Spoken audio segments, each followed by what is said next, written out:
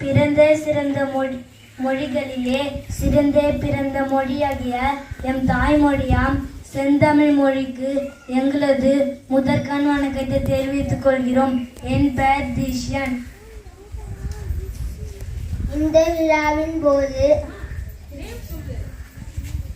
என் பெயர் கே. ரியா ஷரண்.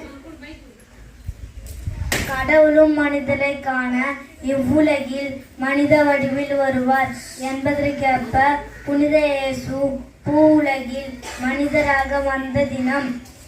எளிமையாக பிறந்து எளிமையாக வாழ்ந்து உலகத்துக்கே வழிகாட்டிய அன்பின் வடிவமான கர்த்தர் பிறந்த தினம். மீட்பர் இயேசு பெத்லகேம் நகரில் ஒரு தொழுவத்தில் புனித மேரிக்கும் ஜோசப்பிற்கும் மகனாக அவதரித்த கருணைய வடிவான கர்த்தர் காரிருளில் பிறந்தார். வானத்து நட்சத்திரங்கள் எல்லாம் அவரை வணங்கின. அப்போது வானத்து தூதர்கள் இயேசுவின் வருகையை அனைவருக்கும் அறிவித்தார்கள். இறைவன் எளிமையின் வடிவானவர், எளியவர்களுக்காகவே வாழ்கிறவர், எளியவராகவே இருப்பவர். இதைத்தான் கிறிஸ்து பிறப்பு இந்த உலகுக்கு உணர்த்துகின்றது. நன்றி. இந்த விழாவின் போது வீடுகள் மற்றும் பேராலயங்களில் குடில் அமைத்து குழந்தை இயேசு, அன்னை மேரி, ஜோசப், இடியர்கள் போன்ற பொம்மைகளை வைப்பார்கள். திருப்பலி, குடில்கள், கிறிஸ்துமஸ் மரத்தை அழகூட்டல், கிறிஸ்துமஸ் பாட்டு, சிறப்பு விருந்து என இந்த விழாவை கொண்டாடுவார்கள். கிறிஸ்துமஸ் கடவுள் மனிதரானதை கொண்டாடும் விழா.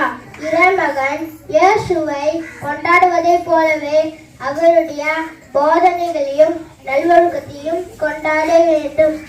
சக உயிரிடத்தில் அன்பு செலுத்துதல், அனைவரையும் சமமாக நடத்துதல் போன்றவை கிறிஸ்துமஸ்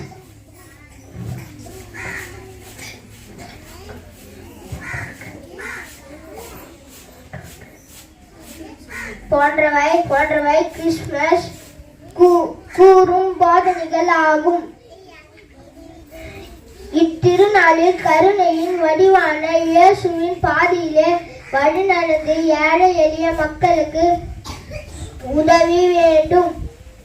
பெத்தலக்கா விடுவெள்ளி மாட்டு தொழுவத்தில் பிறந்த மாணிக்கம் அன்பை மட்டுமே விதைத்து சென்ற இயேசு பிராணியின் பிறந்த நாளை